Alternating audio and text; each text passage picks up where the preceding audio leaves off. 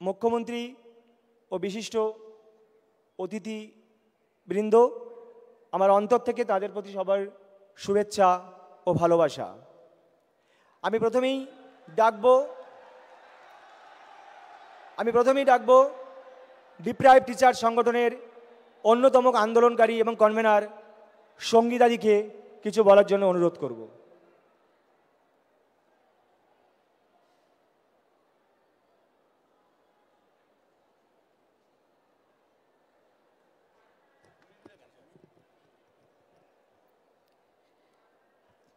প্রথমেই মাননীয় মুখ্যমন্ত্রীকে আমার প্রণাম জানাই, মঞ্চে উপবিষ্ট সমস্ত সুধীজনকে আমার প্রণাম জানাই এবং আমার সহকর্মী সহযোদ্ধারা যারা এখানে উপস্থিত হয়েছেন তাদের সবাইকে আহ্বান জানাই। আজকে আমরা এখানে উপস্থিত হয়েছি একটি কারণ আমাদের জীবন এবং জীবিকা আজকে সংশয়ের মুখে। আমি একজন 11-12-এর কম্পিউটার অ্যাপ্লিকেশনের টিচার ছিলাম, বর্তমানে নেই। কেন নেই? আমার দোষে নেই, কিন্তু এই জাজমেন্ট, কোন জাজমেন্ট? প্রথমে হাইকোর্টের ইমপিউজ জাজমেন্ট আর এখন সুপ্রিম কোর্টের সুপ্রিম জাজমেন্ট। কি জাজমেন্ট? না টেন্টেড আনটেন্টেড বাছাই করা যায়নি, এই একটা জাজমেন্ট।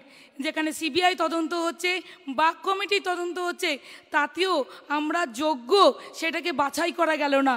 তার জন্য নাকি তারা কোনো তদন্ত করে উঠতে পারলো না, পুরোটাকে সন্দেহের বশে ঠেলে ফেলে দিল। যখন ঠেলে ফেলে দিল, আমাদের কথা কি ভাবলো? আমরা যে মেধাবী স্টুডেন্ট, দিনের পর দিন রাতের পর রাত পড়াশোনা করে এই একটা সরকারি চাকরির জন্য পড়ি, তখন আমাদের চোখের জল বাবা মা যখন দেখে, তাদের সারা দিনের রোজগারের পর তারা আমাদেরকে রাত জেগে পড়াশোনার সময় বসে থাকে। আজকে আমি বুড়ো বাবা মার দিকে তাকিয়ে থাকি, আমি তার একটি মাত্র মেয়ে, তার সমস্ত ওষুধের খরচা, তাকে দেখার খরচা সমস্ত আমার। অথচ আজকে আমার চাকরিটা নেই। হয়তো আমার মা আমার থেকে আর টাকা চাইবে না, হয়তো আমার বাবা আর বলবে না ওষুধ কিনে দেবার কথা। আমার মেয়েটা যে স্কুলে পড়ছে, আমি জানি না ভবিষ্যতে তাকে আর ওই স্কুলে পড়াতে পারবো কি না। আমার মতো এখানে হাজার হাজার আমার সহযোদ্ধারা এখানে উপস্থিত হয়েছে, তারা সামনের মাসে কি খাবে সেটা জানে না। যাদের হয়তো একটা বাড়ি তৈরি হয়নি, আদৌ মাথার ছাদ হবে কিনা জানি না। কেন হলো এরকম? আমরা তো জাজমেন্টই চেয়েছিলাম, আমরা তো সুবিচার চেয়েছিলাম, আমরা সুবিচারের জন্য সুপ্রিম কোর্টে গিয়েছিলাম, যা যা তথ্য দেওয়া দিয়েছিলাম, তারপরেও আমাদের এই অবস্থা। আমাদের স্কুলগুলো কি অপরাধ করেছে? আমাদের স্কুলের বাচ্চাগুলো, আমি আমার সাবজেক্টের একজন মাত্র টিচার, এইরকম সিঙ্গেল সাবজেক্টের টিচার এখানে অনেক আছে। আজকে সেই স্টুডেন্টগুলোর কি হবে? শাস্তিটা কাকে দিল? কাকে দেওয়ার কথা? আর কতজন মানুষ পেল? আমরা যারা 20,000 যারা যোগ্য, কিছু অযোগ্যের জন্য তাদের সবাইকে ফেলে দিল। 20,000, শুধু আমরা 20,000 নয়, প্রত্যেক একজনের পিছনে আরও 5 জন, আর তার পিছনে আমাদের স্কুলের বাচ্চারা। আজকে হাহাকার করছে সবাই যে আমরা পরের মাসে খাবো কি, আমাদের বেতনটা আসবে তো, আমাদের সমাজে সবাই বলবে না তো যে দেখো কত টাকা দিয়ে চাকরিটা পেয়েছিলিস। আমার ফেসবুক গ্রুপে লিখেছে, কিরে কত টাকা দিয়ে চাকরিটা পেয়েছিলিস, আমার ন্যায় বিচার কোথায়? আমি সুপ্রিম কোর্টে গিয়েছিলাম আমার ন্যায় বিচার দেওয়ার জন্য। আমি ন্যায় বিচার চাইছি মাননীয় মুখ্যমন্ত্রীর কাছে, আমার ন্যায় বিচার চাইছি। আপনি যেভাবেই হোক, যে করেই হোক, আমাদের ন্যায় বিচার পাইয়ে দিন, আমরা নইলে মারা পড়ব। আমাদের এই একটি, আমরা হয়তো অনেক চাকরি পেয়েছিলাম কিন্তু যাইনি, আমি নিজে অনেকগুলো চাকরি পেয়েছিলাম, কিন্তু আমি এটাকে ভালোবাসি। আমি আইটি থেকে ছেড়ে এসেছি কারণ আমি একজন শিক্ষক হতে চেয়েছিলাম। এরকম অনেকে আছে যারা অন্যান্য জব ছেড়ে এসেছে, কি না তারা শিক্ষকতাটাকে বেছে নিয়েছে। আমাদের কি দোষ একটাই যে আমরা 2016 SLST পরীক্ষার্থী। কি করে সবাইকে বলে অল আর ফ্রড? আপনারা বাঁচলেন না কেন? অল আর ফ্রড মানে জানেন? আজকে যখন আমি আবার পাড়ায় বেরোবো, তখন আমাকে বলবে কিরে কত টাকা দিয়েছিলিস, কিরে কাকে ধরেছিলিস। আমি কাকে বলবো, কার কাছে কথাটা বলবো? আমি সুবিচার চাই, চিৎকার করে করে বলছি আমি সুবিচার চাই। আমার যোগ্যতায় পাওয়া চাকরিটা ফিরে পেতে চাই, আর কিছু চাই না, আর কিছু চাই না। নমস্কার সবাইকে।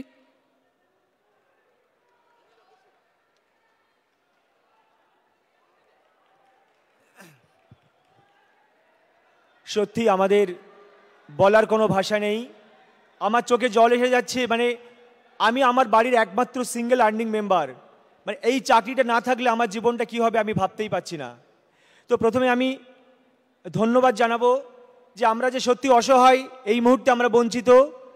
মাননীয় মুখ্যমন্ত্রী তিনি এসেছেন, আমাদের কথাটা সত্যি অন্তর থেকে অনুধাবন করছেন, আমি অন্তর থেকে ওনাকে ধন্যবাদ জ্ঞাপন করব। আমি এবার আমাদের বঞ্চিত যোগ্য শিক্ষক শিক্ষিকা অধিকার মঞ্চের তরফ থেকে আমাদের এই সংগঠনের কনভেনার মেহবুব দাকে আমি কিছু বলার জন্য অনুরোধ করব।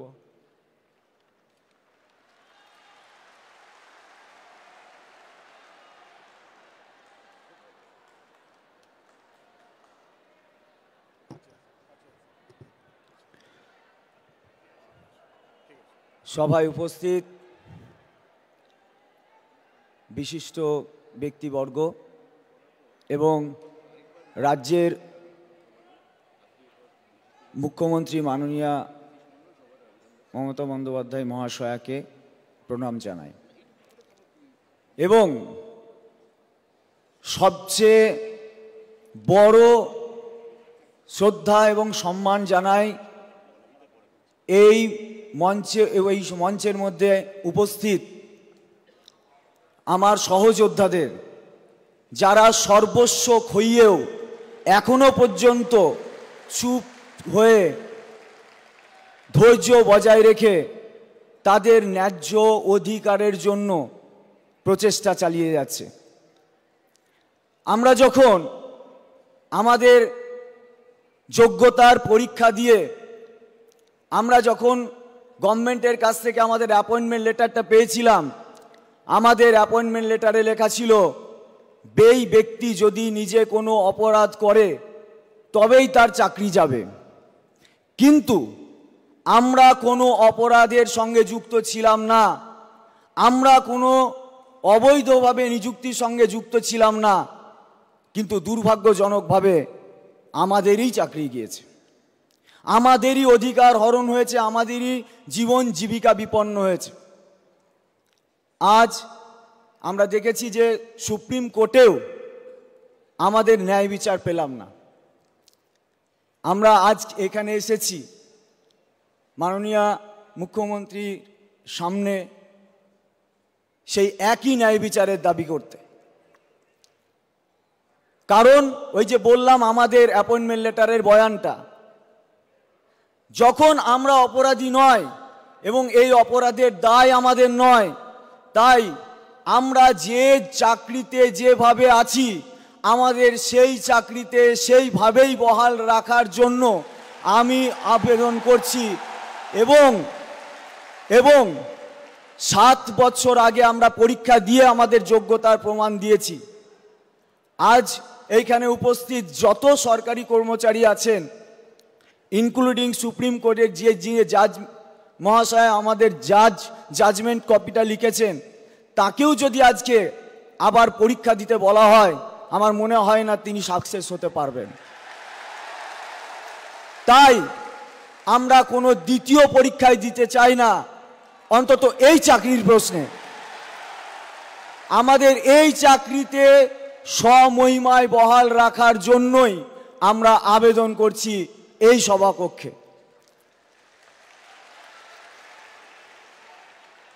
এবং আমরা জানি যে একটা কোর্টের ধাক্কা আমরা খেয়েছি, এবং কোথায়? চিফ জাস্টিস অফ ইন্ডিয়ার বেঞ্চে।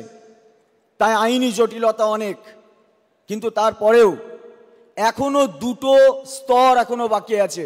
তারপরেও আছে, কিন্তু প্রথম 2টো, একটা হচ্ছে রিভিউ, অর্থাৎ যে জাজমেন্ট হয়েছে সেই জাজমেন্ট প্রত্যাশিত নয়, এবং আমরা বলছি কারণ আমরা আইনের দ্বারা বঞ্চিত হয়ে বলছি ওই আইন আমরা মানতে পারছি না, ওই আইন আমরা মানতে পারছি না।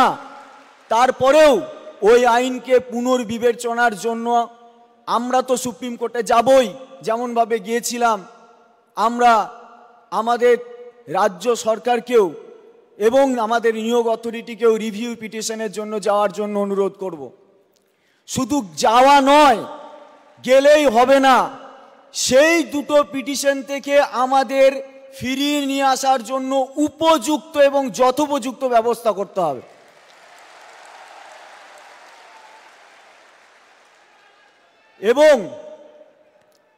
এবং আমরা আরো একটা দাবি রাখছি, এই যে বিচারপতি আছেন তার বেঞ্চে আমরা রিভিউ চাইছি না, সেই সময়টাকে ব্যবহার করতে হবে। এবং আমরা জানি যে রিভিউ টু কিউরেটিভ আমাদের জেতার সম্ভাবনা আছে, এবং সেই যতদিন পর্যন্ত এই প্রক্রিয়াটা সম্পন্ন হচ্ছে না ততদিন পর্যন্ত আমাদের দাবি আমাদের কোনো রকম টার্মিনেশন লেটার দেওয়া যাবে না। আমরা যে চাকরি করছি সেই চাকরিতে স্বমহিমায় বহাল থাকতে চাই, এবং এর জন্য কোনো কন্ডেম অফ কোর্ট হবে না, তার প্রভিশন আছে, আমরা সেটা জেনেছি। আর এই পর্বের মধ্যে কোনো পরীক্ষার বিজ্ঞপ্তি দেওয়া যাবে না, কারণ আমরা পরীক্ষা পদ্ধতিতে দ্বিতীয়বার যেতে চাইছি না।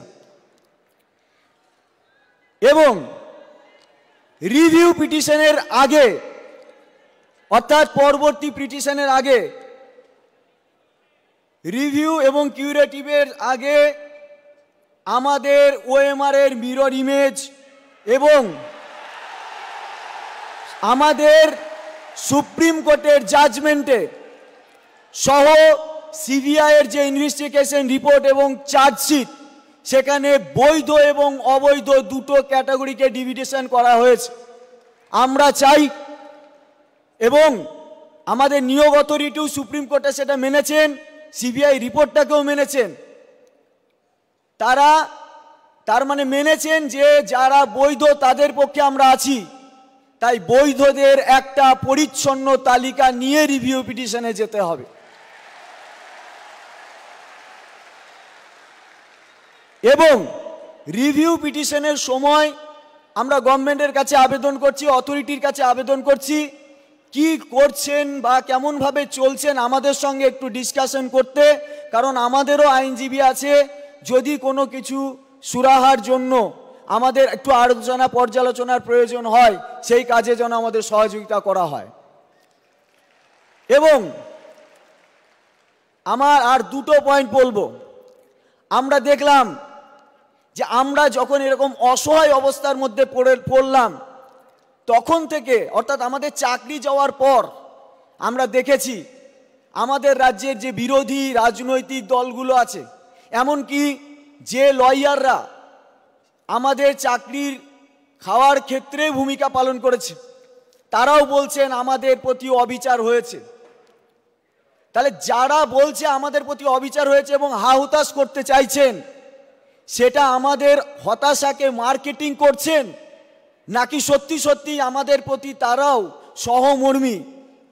তার জন্য আমরা আবেদন রাখছি একটা সর্বদলীয় বৈঠকের মধ্যে দিয়ে তারা কি বলতে চাইছে, কিভাবে আমাদের পাশে থাকতে চাইছে, তারাও আহ্বান করুক। দেখি তারা, আমরা জানি রাজনৈতিক দলগুলোর মধ্যে একে অপরের রাজনৈতিক সংঘাত বা রাজনৈতিক বিরোধিতা আছে, কিন্তু তারা আমার অবিচারের প্রশ্নে যদি এক হয় তাহলে তারা কি বলতে চাইছে এবং কিভাবে আমার নিয়োগ আমার পুনরায় আমাকে নিয়োগ করার ক্ষেত্রে তাদের যাতে কোনো বাধা না থাকে, তাই তাদেরকেও যাচাই করার প্রয়োজন। তাই তাদেরকেও সর্বদলীয় বৈঠকে অংশগ্রহণ করার জন্য আমি অনুরোধ করছি।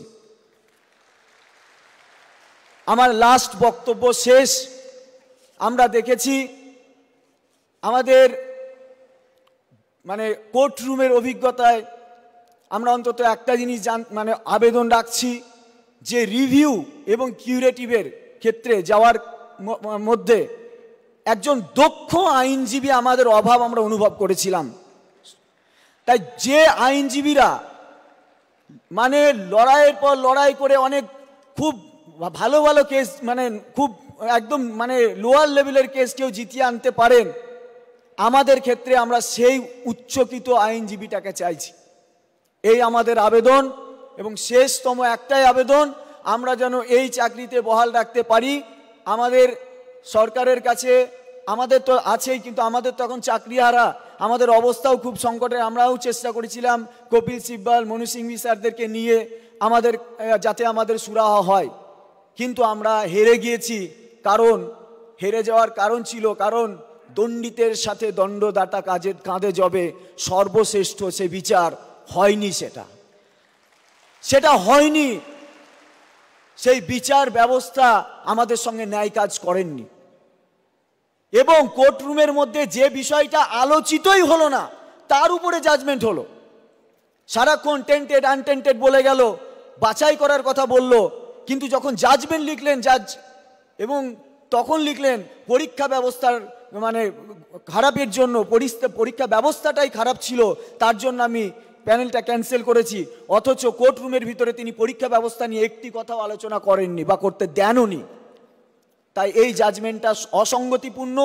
রিভিউ এবং কিউরেটিভ পর্যন্ত আমরা অবশ্যই জিততে পারি এই আশা রাখি, কিন্তু প্রত্যেকটা ক্ষেত্রে আমাদের যেন কোনো গাফিলতি না থাকে, সরকার বা অথরিটির পক্ষ থেকেও আমরা যেন সেই উদ্যোগটা দেখতে পাই। আমরা এটাই শুধু এই আবেদন নিয়ে এখানে এসেছি। তাই সকলকে আমি আমার এই চাকরিহারা শিক্ষক যারা বিনা দোষে চাকরি হারিয়েছে তাদের পাশে থাকার জন্য আমি সমস্ত মানুষকে আহ্বান জানাচ্ছি যে আমাদের পাশে থাকুন এবং আমাদেরকে যদি মনে করবেন যে আমরা সত্যি সত্যি মানে আর 5 জনের মতো, তাহলে জাজমেন্টটাও ভালো করে পড়ুন, সিবিআই এর রিপোর্টগুলোকেও দেখুন। কারণ সিবিআইয়ের যে জাজমেন্ট, সেই সিবিআইয়ের যে ইনভেস্টিগেশন, তাতে তো ফাঁসি পর্যন্ত হয়ে যায়। সিবিআই তো সব জায়গায় বিশাল ভূমিকা নাকি পালন করে। তা আমার ক্ষেত্রে সিবিআইয়ের রিপোর্টটাকে মানা হলো না কেন? কোন ষড়যন্ত্রের বলে মানা হলো না? সবটাই আমাকে নিয়ে, আমার এইটাকে নিয়ে একটা ষড়যন্ত্র হয়েছে। যাক, আমি ন্যায় বিচারের আশা করি। সকলকে ধন্যবাদ জ্ঞাপন করি। মাননীয় মুখ্যমন্ত্রীকেও আমরা এই সবার পক্ষ থেকে ধন্যবাদ জ্ঞাপন করে আমার বক্তব্য শেষ করছি। ধন্যবাদ।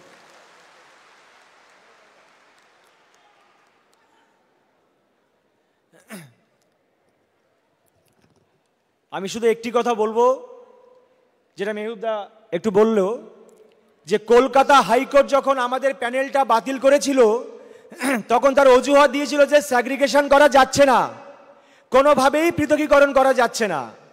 আর সুপ্রিম কোর্ট আমাদের প্যানেলটা বাতিল করলো স্যাগ্রিগেশনের জন্য নয়। কি কারণ?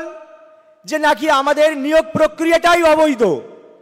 কিন্তু আমাদের রিটেন টেস্ট, ভেরিফিকেশন, ভাইভা, প্রত্যেকটা প্রসিডিওর আমরা সুন্দরভাবে মেনে আমরা চাকরিটা জয়েন করেছিলাম।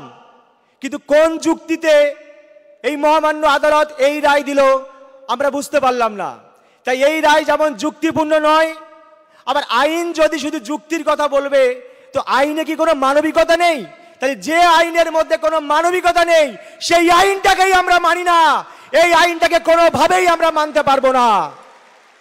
আর একটি প্রসঙ্গে আমি একটা কথা বলবো, হয়তো একটু সময় যাচ্ছে, আমি ক্ষমা চেয়ে নিচ্ছি ম্যাডামের কাছে, যে বিখ্যাত সাহিত্যিক যখন মানিক বন্দ্যোপাধ্যায় খুব কষ্টের মধ্যে জীবন কাটাচ্ছিলেন কলকাতার একটা ছোট্ট ফুটপাতে, তখন সেই মানিক বন্দ্যোপাধ্যায়ের প্রতি খুব অবিচার হয়েছিল। কিন্তু যখন তিনি মারা গেলেন তার বুকের উপরে অসংখ্য ফুলের পাহাড় জন্মেছিল। ছোট্ট বয়সে দূর থেকে দেখে কবি সুভাষ মুখোপাধ্যায় একটি কবিতা লিখেছিলেন, পাথরের ফুল। ওই বুকের উপরে জমে থাকা ওগুলো ফুল নয়, আসলে এক একটি পাথর। তাই আমরা যখন এখন মরে আছি, এই মরা মানুষগুলোকে নিয়ে বিভিন্ন রাজনৈতিক বিরোধী দল তারা এখন বিভিন্ন রকম বাণী দিচ্ছেন। কিন্তু যখন আমরা চাকরিটা কলকাতা হাইকোর্ট থেকে বাতিল হয়েছিল, এই বিরোধী দলগুলোকে আমি কখনো দেখিনি যে আমাদের হয়ে একটি কথা বলতে, যে এই যোগ্যদের পক্ষে চাকরিটা থাকা দরকার। যাই হোক, আমি মুখ্যমন্ত্রীকে, মাননীয় মুখ্যমন্ত্রীকে আমি ধন্যবাদ দেব, তিনি এসেছেন এবং অন্তর থেকে আমাদের এই সমস্যাগুলোকে অনুধাবন করে এই সমাধান কল্পে উনি হস্তক্ষেপ করবেন। এবার বক্তব্য রাখবেন মাননীয় উপাচার্য অমিয় পান্ডা মহাশয়, ভাইস চ্যান্সেলর রানী রাসমণি ইউনিভার্সিটি।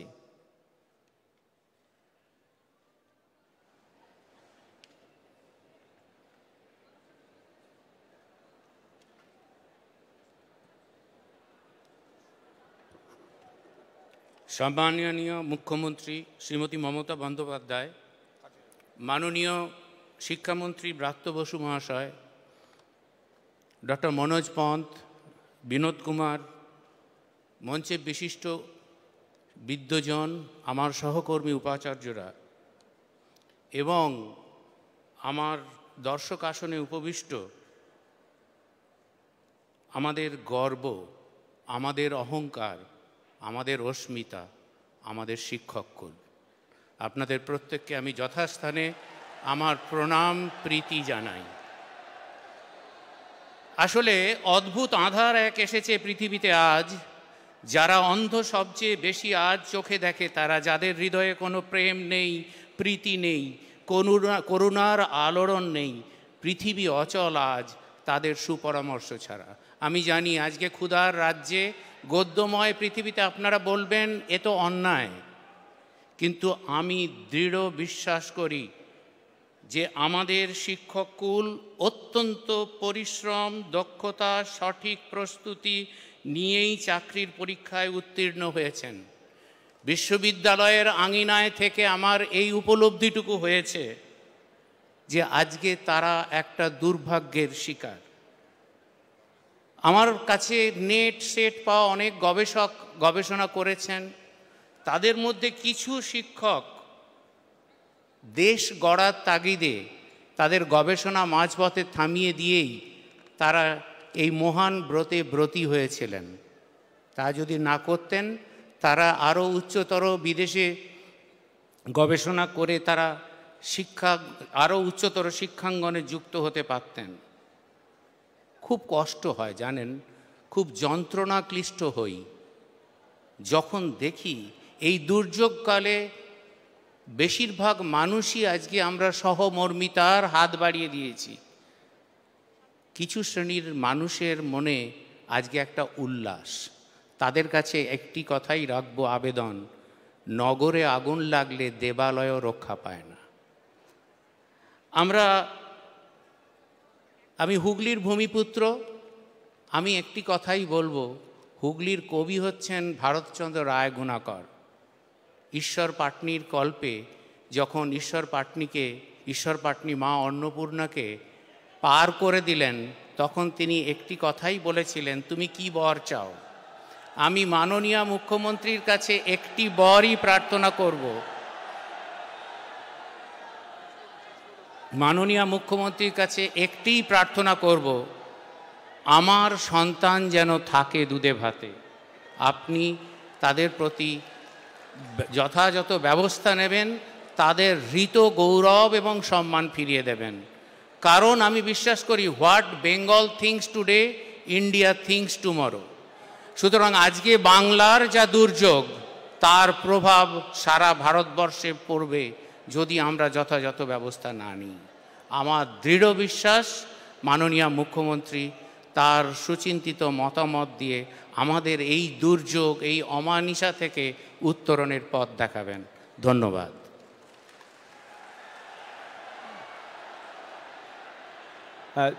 ধন্যবাদ জানাই স্যারকে।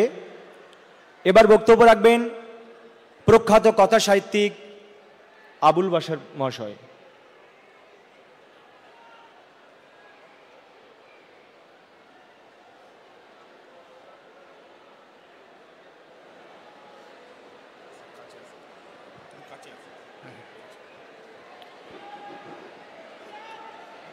মাননীয় মুখ্যমন্ত্রী, শ্রদ্ধেয় মুখ্যমন্ত্রী এবং আমাদের মাননীয় শিক্ষামন্ত্রী ব্রাত্য বসু, আমার বন্ধুরা এবং যারা অধ্যাপক রয়েছেন আর প্রশাসনের ব্যক্তি যারা রয়েছেন, ব্যক্তিত্ব,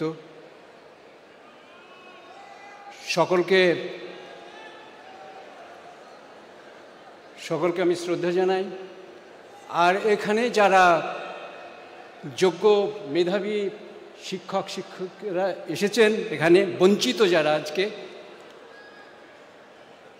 তাদের সঙ্গে আমি একেবারেই সহমত যে ভারতবর্ষের বিচার ব্যবস্থা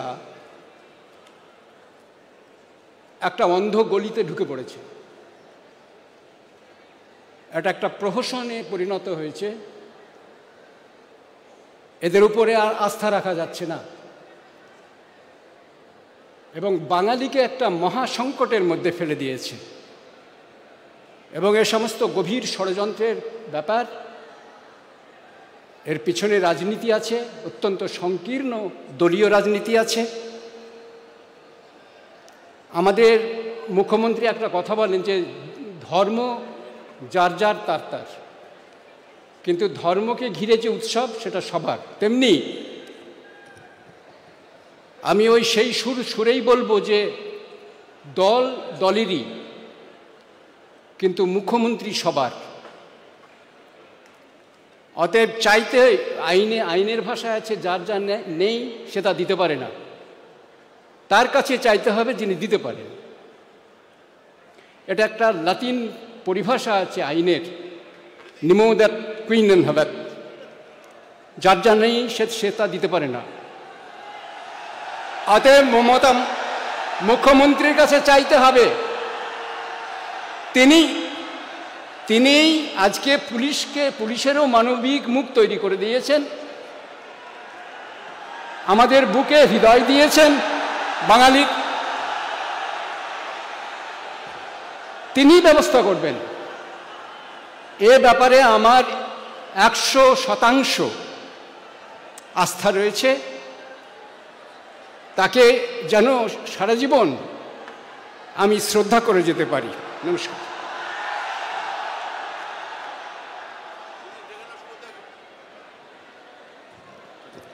ধন্যবাদ স্যারকে। এবার বক্তব্য রাখবেন বিশিষ্ট কবি সুবোধ সরকার মহাশয়।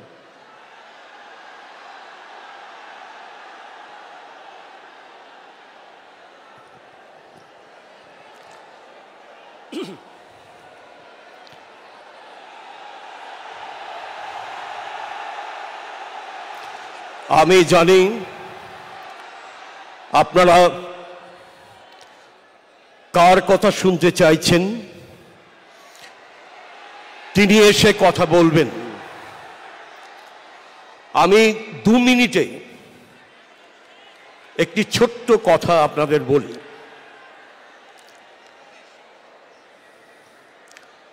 দু মিনিটের একটি লিখিত অংশ। মাননীয় মুখ্যমন্ত্রী মমতা বন্দ্যোপাধ্যায়ের দিকে আমরা আজ তাকিয়ে আছি। তিনি সেই অভিভাবক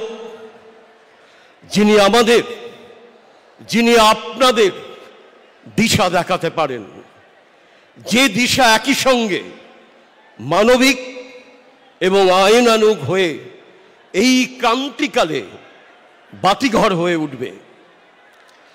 আপনাদের চোখের জল আমাদের সবার চোখকে সিক্ত করে চলেছে।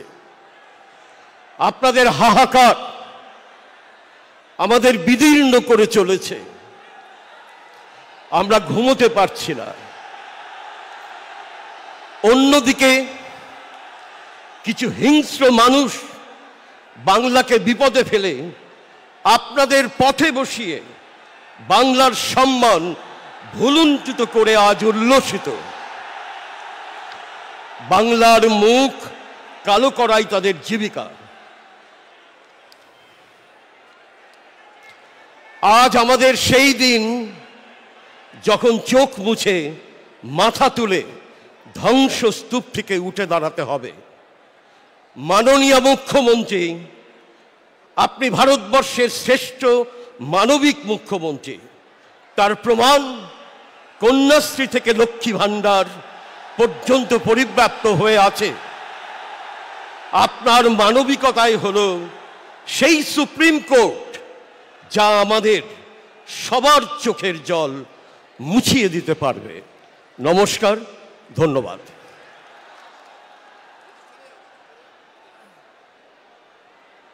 আপনারা প্লিজ একটু শান্ত হয়ে বসুন। আপনাদের কাছে অনুরোধ করছি, একটু শান্ত হয়ে বসুন। আমাদের এই যে কষ্ট, এই যে দুঃখ, যে যন্ত্রণা সহ্য করে আমরা আছি, আজ সেই বিষয়ে সমাধান গল্পে আমাদের প্রাণপ্রিয় মানবিক মুখ্যমন্ত্রী মমতা বন্দ্যোপাধ্যায় তিনি এসেছেন। তিনি এ বিষয়ে এবার কিছু আমাদের অবশ্যই বলবেন। আমি দিদিকে কিছু বলার জন্য অনুরোধ করছি।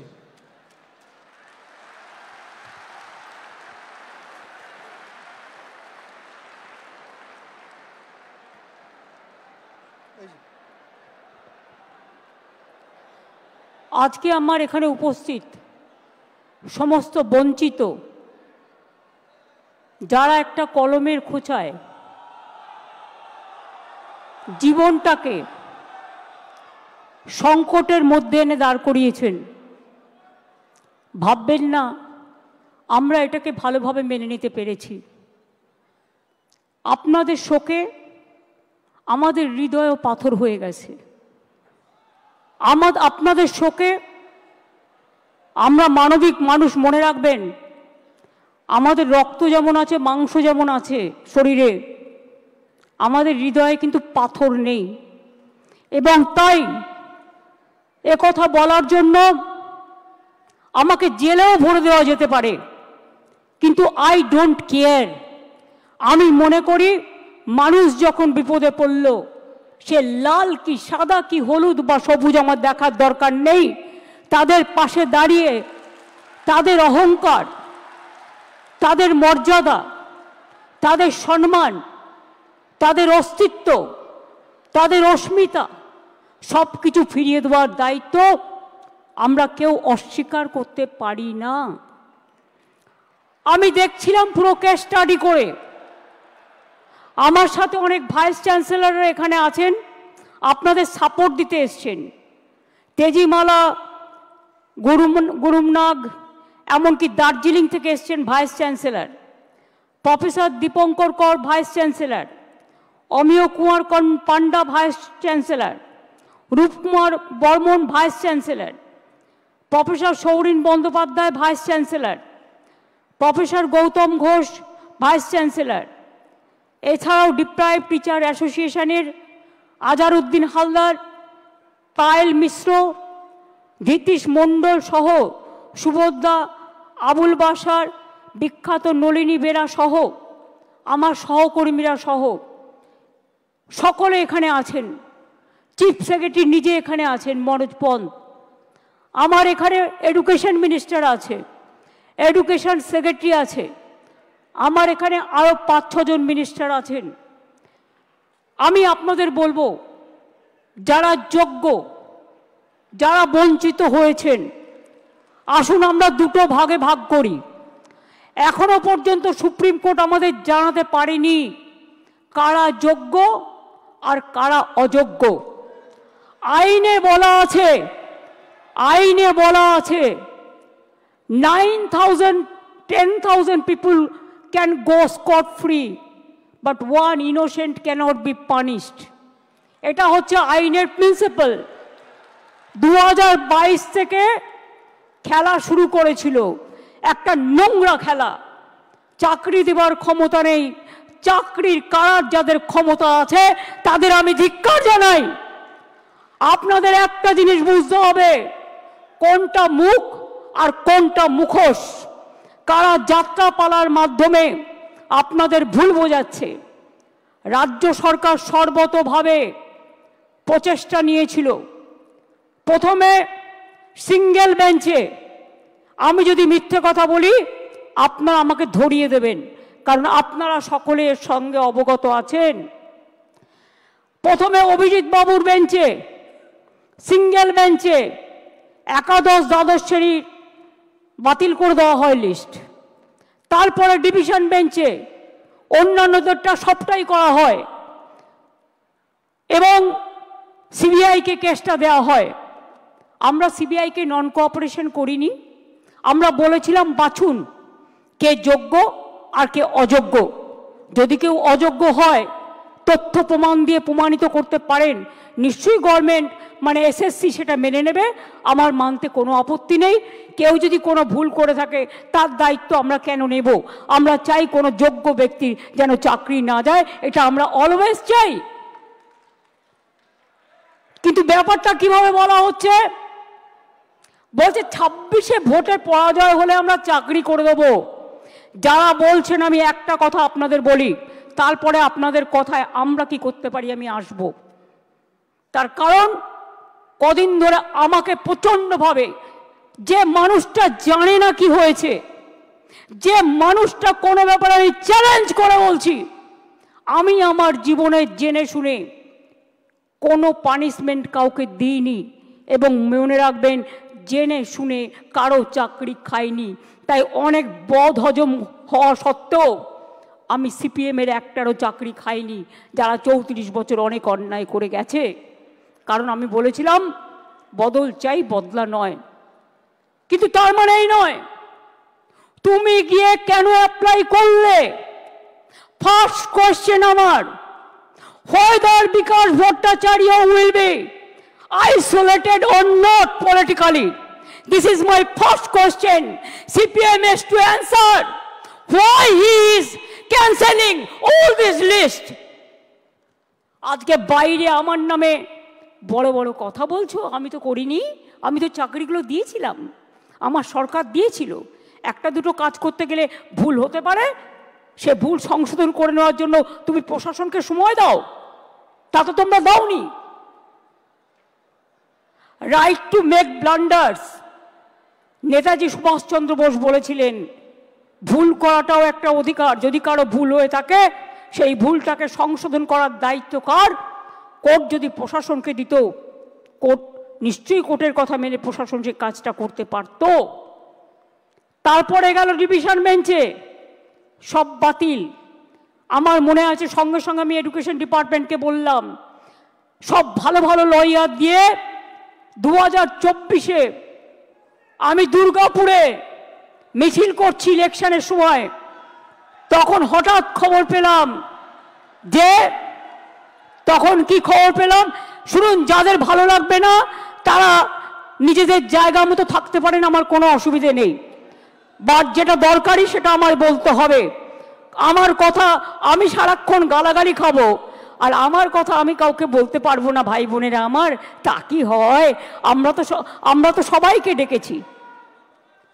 যার ইচ্ছে থাকবেন, যার ইচ্ছে শুনবেন, যার ইচ্ছে গ্রহণ করবেন, যার ইচ্ছে বর্জন করবেন। গণতান্ত্রিক অধিকার সবার আছে, কিন্তু মনে রাখবেন মানুষ যখন বিপদে পড়ে তাকে ধৈর্য ধরে শুনতে হয়। 2024 সালে আমি আসানসোলে দুর্গাপুরে মিছিল করছি, আমার কাছে খবর এলো সুপ্রিম কোর্টে আমরা যখন অ্যাপিল করেছিলাম যে হাইকোর্টের রায়টাকে স্টে করে দেওয়ার জন্য, এবং তদানীন্তন বিচারপতি মিস্টার রেসপেক্টেড চন্দ্রজিৎ, আমাদের চন্দ্রচূড়জি সেটাকে স্টে করে দেন।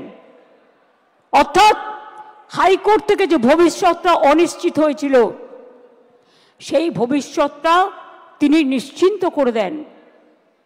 তারপর আবার দেখলাম আরেকজন বিচারপতি এলেন, একজন প্রধান বিচারপতির একটা রায়কে আর একজন প্রধান বিচারপতি সম্পূর্ণভাবে যোগ্য অযোগ্য না দেখে বাতিল করে দিলেন।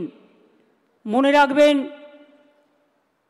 আমায় যদি কেউ চ্যালেঞ্জ করে আমি কিন্তু চ্যালেঞ্জটাকে মোকাবিলা করতে জানি।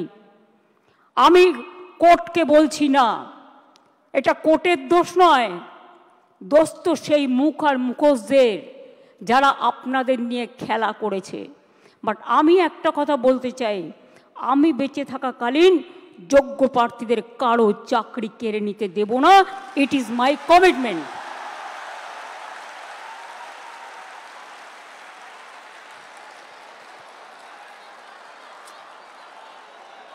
শিক্ষা ব্যবস্থাকে ভেঙে পড়ার জন্য, ভেঙে ফেলে দেওয়ার জন্য, শিক্ষা ব্যবস্থাকে ভেঙে ফেলার জন্য একটা চক্রান্ত চলছে, একটা পরিকল্পনা চলছে। 9, 10, 11, 12 টিচাররা gateway of the higher education তারা তৈরি করে। তারা অনেকে খাতা দেখছে, তারা অনেকে গোল্ড মেডালিস্ট আছে, তাদের জীবনে ভালো রেজাল্ট করে এসছে। সবাইকে চোর বলে দিচ্ছেন, সবাইকে অযোগ্য বলে দিচ্ছেন। এই বলবার অধিকার আপনাদের দিল কে? আমি সরাসরি চ্যালেঞ্জ করছি। আর এই রায়ের পেছনে কিছু খেলা তো নেই। সেই খেলাটা কে খেলেছেন? একজন প্রধান বিচারপতি স্টে করে দিচ্ছেন। আমরা তো মনে করি আইনের সম্মান একজন যেটা করে, উচ্চ আদালতের সর্বোচ্চ আদালত ন্যায় দেবেন, এটাই আমরা আশা করি। বিচারের বাণী যেন নীরবে নিভৃতে না কাঁদে, এটাই আমরা আশা করি। আমরা আশা করি কণ্ঠ আমার রুদ্ধ আজকে, বাসি সঙ্গীত হারা অমাবস্যার কারা। লুপ্ত করেছে আমার ভুবন দুঃস্বপ্নের তলে, তাই তো তোমায় শুধাই অশ্রু জলে। যাহারা তোমার বিছাইছে বায়ু, নিভাইছে তব আলো, তুমি কি তাদের ক্ষমা করিয়াছ? তুমি কি বেসেছ ভালো? আমরা সরকারের পক্ষ থেকে শিক্ষা ব্যবস্থা যাতে ভেঙে না পড়ে, তার জন্য আমরা প্রথমে আমি একটু কোর্টের ভাষায় বলি। কোর্টের ভাষাটা, তার কারণ মনে রাখবেন, কোর্ট যখন একটা রায় দেয়, সে রায়টাই নাকি চূড়ান্ত রায়।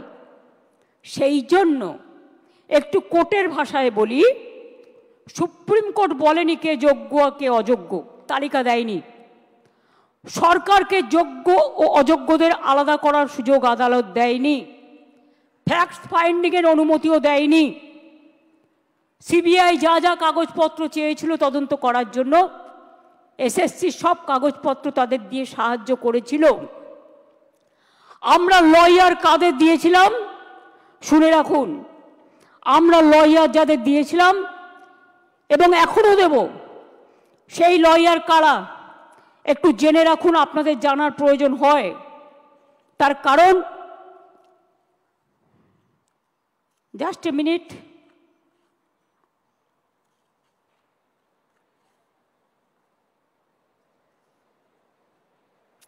সম্ভবত আমার যতটুকু মনে আছে অভিষেক মনু সিংভি ছাত্রদের হয়ে লড়েছে। যাই হোক, তোমাদের সাপোর্ট দিয়েছি আমরা, হেল্পিং হ্যান্ডস। অভিষেক মনু সিংভি, এবার আমরা বলেছি, এবার আমরা কাদের নিচ্ছি সেটা বলে দিচ্ছি। আমরা অভিষেক মনু সিংভিকে বলছি, আমরা কপিল সিব্বলকে বলছি, আমরা রাকেশ দ্বিবেদীকে বলছি, আমরা কল্যাণ ব্যানার্জিকে বলছি, আমরা প্রশান্ত ভূষণকেও বলতে বলেছি, এবং তাছাড়াও আরও অনেক লিগাল ফার্ম থাকবে যারা রাজ্য সরকারের হয়ে যোগ্য টিচারদের সমর্থনে আইনের লড়াই করবে। আমি কোর্টের কথায় বলছি, এই লাইনটা আমি বলবো কোর্টের কথায়। কারণ মনে রাখবেন, আজকে যে আলোচনাটা হচ্ছে, এই রেকর্ডটা কেউ কেউ আবার ট্যাপ করে প্রধান বিচারপতির কোর্টে পাঠাবেন, আমাকে যাতে জেলে পড়া যায়। তাই মনে রাখবেন, আমি লটা জানি, আমি নিজেও লয়ার হিসেবে অনেকগুলো কেস করেছি। While we are bound by the ruling of the Honorable Supreme Court, যারা এটা কোর্টে পাঠাবেন ভালো করে শুনে নিন। While we are bound by the ruling of the Honorable Supreme Court, we are taking proactive steps to ensure that the situation is handled with the utmost care and fairness. We will explore all possible legal avenues including seeking modifications of the judgment and other reliefs to provide justice to those who have been affected. যারা আজকে শিক্ষা কাঠামোকে সম্পূর্ণ ভেঙে দিয়েছে, আমি তাদের জন্য বলতে চাই, আমরা এটা নিশ্চিত করব, আমরা একটা ক্ল্যারিফিকেশন চাইব প্রথমে। তার কারণ যে যারা এখন চাকরি করছেন, ভালো করে শুনুন, এইটা আমরা ক্ল্যারিফিকেশন চাইব কোর্টের কাছে ফার্স্ট, যে তারা আজকে কি করবেন। আপনারা যে বললেন নতুন করে পরীক্ষা নিয়ে লিস্ট করতে, আগে আমাদের জানতে হবে যে স্কুলের বাচ্চাগুলোকে তারা পড়াতেন, যারা স্কুলে যেতেন, যারা কাজ করতেন, যারা শিক্ষক শিক্ষিকারা আজও স্কুলে অনেকে যাচ্ছেন, তাদের জন্য আপনাদের কি ক্ল্যারিফিকেশন, স্কুল কে চালাবে, কাজগুলো কে চালাবে। না খেয়ে মানুষ মেরে দেবার অধিকার তো আমারও নেই, আপনারও নেই, কারোরই নেই। তাই এইটার ব্যাপারে আমার অনুরোধ, যারা চাকরি দিতে পারবেন না তারা যেন চাকরি কেড়ে না নেন, এটা নিশ্চিন্ত করবার জন্য যা করার এডুকেশন ডিপার্টমেন্ট করবে। আদালতের রায় বেরোনোর 15 মিনিটের মধ্যে আমি নিজে চিফ সেক্রেটারি এডুকেশন ডিপার্টমেন্টকে দিয়ে ডিটেলস মিটিং করিয়েছি এবং আমরা আমাদের প্রসেস শুরু করতে বলেছি। আদালতের রায় বেরোনোর 2 ঘন্টার মধ্যেই চিঠি পাঠানো হয়েছে কমিশনকে। আমার বিশ্বাস, আমি আপনাদের বলছি, আমি এখন ভবিষ্যতেরটাও বলে রাখছি, ধরুন ক্লারিফিকেশনে বলে দিল না চাকরি করা যাবে না যতক্ষণ পর্যন্ত ফ্রেশ অ্যাপয়েন্টমেন্ট হবে না। আমায় দুটো দিক ভেবে রাখতে হচ্ছে, কোনটা মাইনাস হতে পারে, কোনটা প্লাস হতে পারে। ইফ ইট ইজ মাইনাস, তাহলে আমরা কি করব?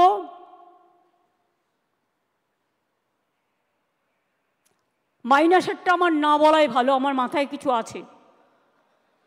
আমি ধরে নিচ্ছি এটা প্লাস হবে। প্লাস মানে নিশ্চয়ই ক্লারিফাই করে let the good sense prevails, এবং তারা যারা যোগ্য তাদের চাকরি না কেড়ে নিয়ে তাদের কাজ করবার সুযোগ দেবেন। বাই চান্স যদি না দেয় তাহলেও মনে রাখবেন, যারা যোগ্য তাদের চাকরি নিশ্চিন্ত করার দায়িত্ব সরকারের।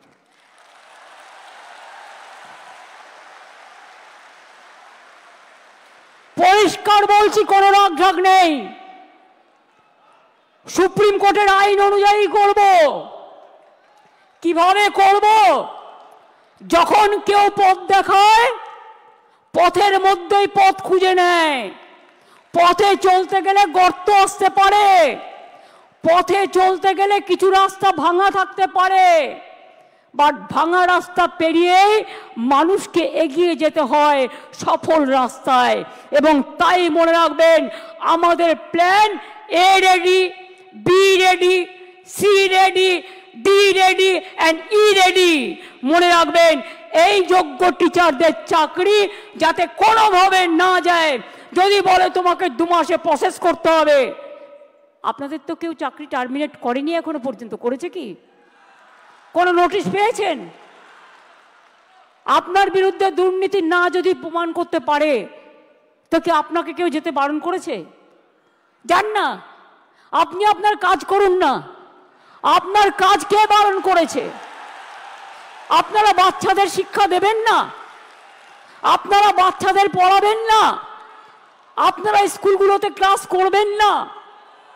হ্যাঁ, তখন যদি সুপ্রিম ভলেন্টারিলি সার্ভিস কিন্তু সবাই দিতে পারে, সেখানে কিন্তু আটকাবার কোনো জায়গা নেই কারো। সেখানে কি করে আপনাদের চলবে? ধরুন ধরে নিলাম ওরা করলো না, বলল না হবে না, তখন আমি কি করব? তখন আমি এডুকেশন ডিপার্টমেন্টকে রিকোয়েস্ট করতে পারি। কি রিকোয়েস্ট? এটা আমরা লিগাল আলোচনা করেই বলছি যে 2 মাস বলেছে তো 3 মাসের মধ্যে প্রসেস কমপ্লিট করতে হবে।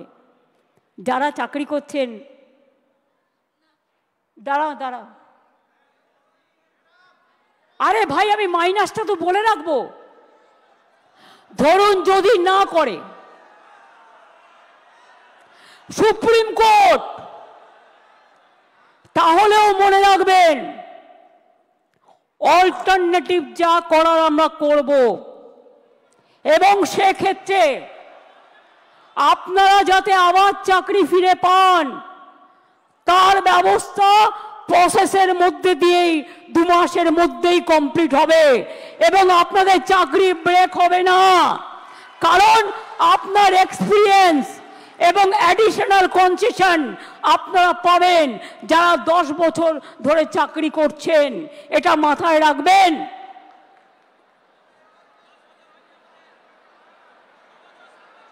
আমি চাই মানবিকতার খাতিরে সুপ্রিম কোর্ট কেসটা নিয়ে ক্ল্যারিফাই করে বলুন কারা যোগ্য কারা যোগ্য নয়। আমাদের হাতে লিস্টটা তুলে দিন। 2 হচ্ছে, আমরা এটাও জানতে চাইব শিক্ষা ব্যবস্থাকে ভেঙে দেওয়ার অধিকার তো কারো নেই। 2-3টে এক্সাম্পল দিচ্ছি। মধ্যপ্রদেশের ভেপম কেলেঙ্কারি, বিজেপির রাজ্যে কতজন মানুষকে খুন করা হয়েছিল? 89 জন। আজ পর্যন্ত বিচার পায়নি। নিট নিয়ে অনেক অভিযোগ উঠেছিল, সুপ্রিম কোর্ট নিট কিন্তু বাতিল করে দেয়নি। শুধু বাংলাকে টার্গেট করা হচ্ছে কেন? এটা আমরা জানতে চাই। বিহারে কি হয়েছে, রাজস্থানে কি হয়েছে, ইউপিতে কি হয়েছে? সিপিএম এর আমলে চিরকুট দিয়ে চাকরি হয়েছে এবং বিজেপি রাজ্যেও হয়েছে। অস্বীকার করতে পারবেন না। বাংলার ট্যালেন্টকে আপনারা ভয় পান। কাজেই আজকে আমি কথা বলতে এসেছি, 2টো ভাগ এই পর্যায়ের, একটা যোগ্য আর একটা অযোগ্য। যোগ্যদের চাকরি যাতে যোগ্যরা ফিরে পায় মর্যাদার সাথে, সম্মানের সাথে, আমরা প্রথমে ক্ল্যারিটি চাইব। যদি ক্ল্যারিটি সুপ্রিম কোর্ট ক্লিয়ার করে দেয় আমরা সকলে গ্রেটফুল থাকব, আর যদি না করে তখন আমাদের রাস্তা থেকেই আমরা রাস্তা বের করে নিয়ে আপনাদের পাশে দাঁড়াবো, যাতে আপনাদের কোনো অসুবিধে না হয়। 2 মাস সাফার করলে 20 বছর সাফার করতে হবে না, আর ওই 2 মাসও পুষিয়ে দেবো। এটা মনে রাখবেন। আমার জীবনে কথা মানে কথা। আমি যদি কাউকে কথা দিই আমি লাস্ট পর্যন্ত সেই কাজটা করে দেখাই। কারো দোয়া ভিক্ষে চাই না, আপনাদের ভিক্ষা করে খেতে হবে না। আমি জানি অনেক পরিবার আছে যারা গাড়ির জন্য লোন নিয়েছেন, বাড়ির জন্য লোন নিয়েছেন, বাচ্চার পড়াশুনো চালান, বৃদ্ধা বাবা মাকে দেখেন, ওষুধের খরচা দেন, সংসার চালান, নতুন করে বিয়ে করেছেন, তাদের সংসার তৈরি করেছেন।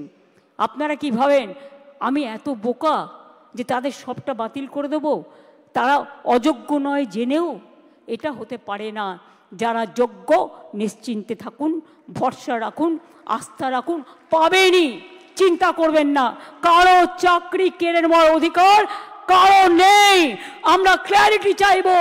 ক্ল্যারিটি যদি না হয় আগে পেছে সব আমরা ওটাকে ভরাট করে দেব। Don't worry.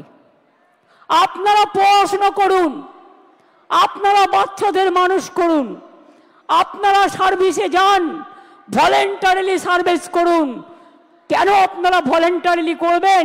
তার কারণ আমাদের সুপ্রিম কোর্টে ক্লারিফিকেশনের জন্য যেতে হচ্ছে বলে আইন মোতাবেক আমরা চাই আইন আপনাদের সুরাহা করুক।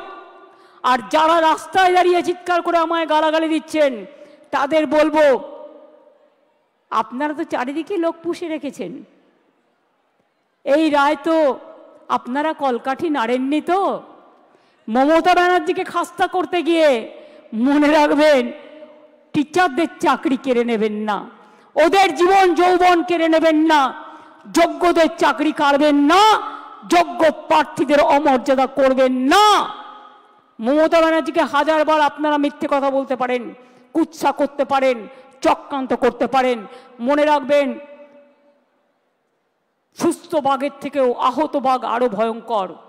এই আঘাত আপনাদের আঘাত নয়, এই আঘাত আমার ওপর মানসিকভাবে আঘাত, আমাদের সরকারকে আঘাত করেছে।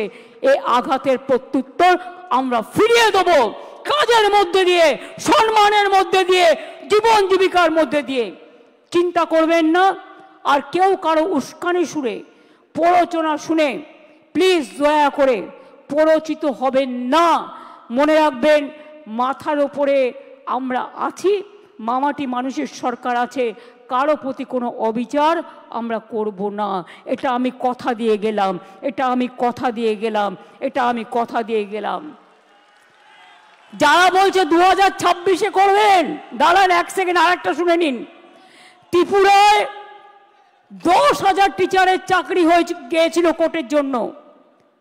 বিজেপির ম্যানিফেস্টো বলা হয়েছিল, প্রতিশ্রুতিতে প্রথমবার, এবার তো দ্বিতীয়বার এসছে, যে তারা জিতলে সব টিচারদের চাকরি ফিরিয়ে দেবে।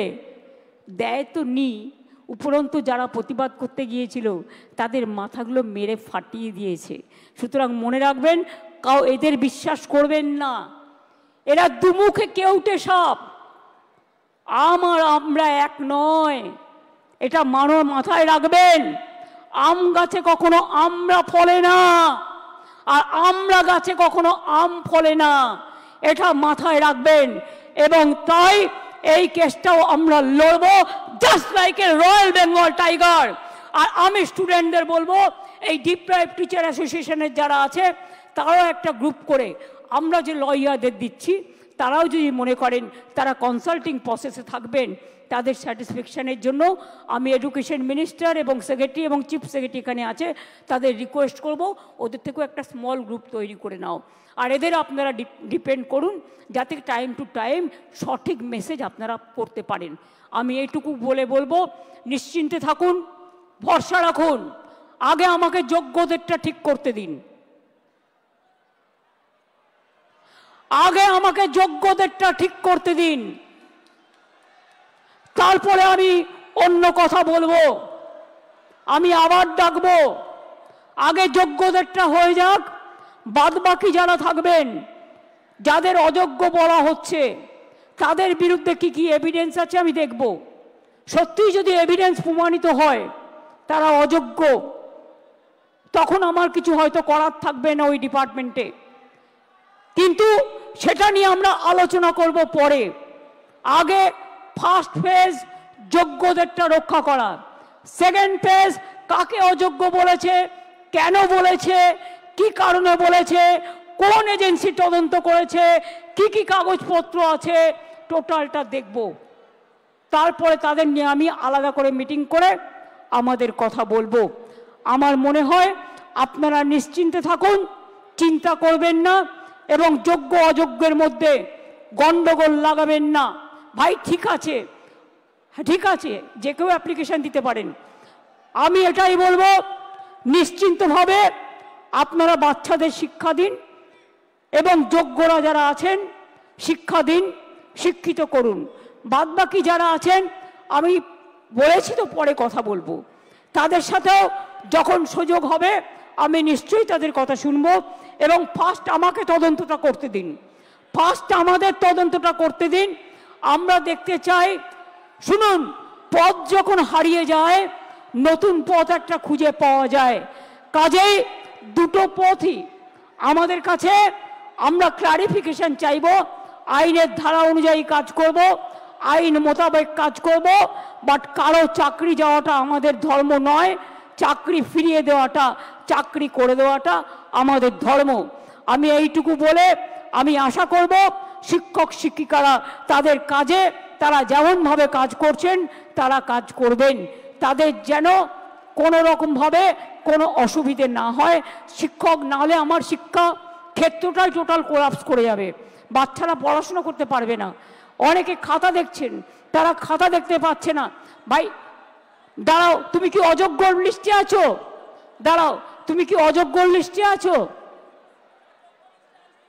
তুমি যোগ্য না অযোগ্যর লিস্টে? তো যোগ্যদেরটা তো বলে দেওয়া হয়েছে, আবার কি? We have said everything. I think it is clear. It is very clear. Nothing is left out. বলে দিয়েছি যারা যোগ্য তারা পাবেন, চিন্তা করার কোনো কারণ নেই। গায়ের জোরে ফোর্সফুলি তর্ক করে কিছু হয় না, ভালোবাসার দ্বারা যেটা হয়। তাই আপনাদের বলবো, এরপরেও যদি কারো কিছু বলার থাকে, আপনারা যে স্মল গ্রুপ আমরা তৈরি করে দিচ্ছি তাদের মাধ্যমে এডুকেশন মিনিস্টারকে মিট করে কথা বলুন। আমি যোগ্যদের চাকরি কাটব না, যেমন করেই হোক কোনো না কোনো ব্যবস্থা করে দেব, আমি এটুকু আপনাদের বলতে পারি। চিন্তা করবেন না। আগে কোর্টে যাব, কোর্টে গিয়ে কোর্টের সিদ্ধান্ত জানব, কোর্টে ক্লারিফিকেশন নেব, তারপরে কি ব্যাপার কি ব্যাপার ওটা তো আমি আইনের ব্যাখ্যা বললাম।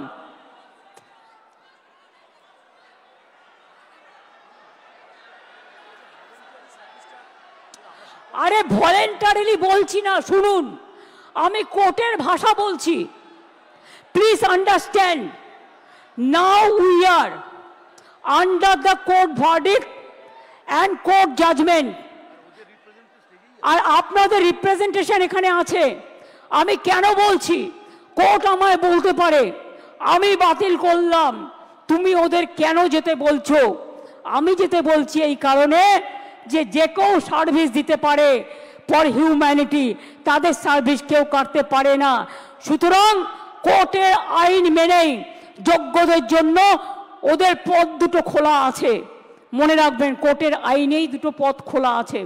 সেই পথ খোলা থেকেই আমরা আপনাদের ব্যবস্থা করে দেব যাতে কেউ চাকরি না হারান। প্লিজ আন্ডারস্ট্যান্ড, আমাদের কোর্টের অর্ডারও মানতে হবে, কোর্টে ক্লারিফিকেশনও চাইতে হবে, রিভিউ পিটিশনও করতে হবে। সেই জন্য বলছি, যতক্ষণ পর্যন্ত রিভিউ পিটিশনটা ক্লিয়ারেন্স না হচ্ছে আপনারা আপনাদের কাজ তো করতে পারেন। কে বাধা দিয়েছে? আপনাদের তো গভর্নমেন্ট থেকে টার্মিনেট লেটার দেয়নি। So why you are asking me? Don't repeat this question না, এটা আপনার মাইনাস হতে পারে। বুদ্ধি খরচ করুন, বুদ্ধিমানেরা বুদ্ধি খরচ করে, বুদ্ধি খরচ করে কাজ করুন।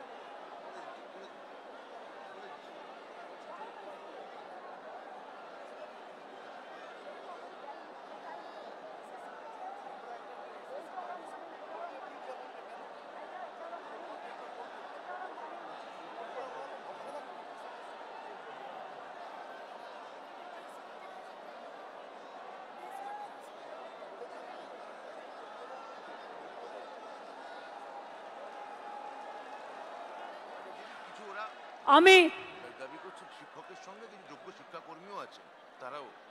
আচ্ছা, যোগ্য শিক্ষাকর্মীও যারা আছেন তাদেরও আমি আলাদা করে দেখছি না, আপনারা আপনাদের কাজ করবেন। আর যোগ্য আর অযোগ্যদের লিস্টটা আমরা সুপ্রিম কোর্টের কাছে চাইব, ঠিক আছে? তারপরে আমরা ডিসিশন নেব। প্লিজ, আপনার চাকরি গেলে যেমন ক্ষতি, অন্যের চাকরিও যদি বিনা কারণে যায় যারা যোগ্য, সেটাও কিন্তু তাদের ক্ষতি, এটা মাথায় রাখবেন। তাছাড়াও সুপ্রিম কোর্ট আর একটা অপশান দিয়েছে। অপশানটা কি? যদি আপনারা কেউ পুরনো জায়গায় কাজ করে থাকেন, পুরনো জায়গাতেও আপনারা গেলে সেখানে আপনাদের নিয়ে নেবে। তিনটে অপশান সুপ্রিম কোর্ট দিয়েছে, এটা মাথায় রাখুন, ভালো করে কোর্টের আইনটা পড়ুন। আমি এখন ল অনুযায়ী বললাম, as per law which is possible for me, I clarified. Next our clarification, we will ask through our advocate to the highest court. এটাই লাস্ট ওয়ার্ড, এটাই এ, এটাই বি, এটাই সি, এটাই ডি, এটাই এ, এটাই এ টু জেড। এই ভরসাটুকু রাখুন। আশা করি ভালো থাকবেন, সুস্থ থাকবেন, কাজ চালিয়ে যান। অনেক অনেক ধন্যবাদ। জয় বাংলা।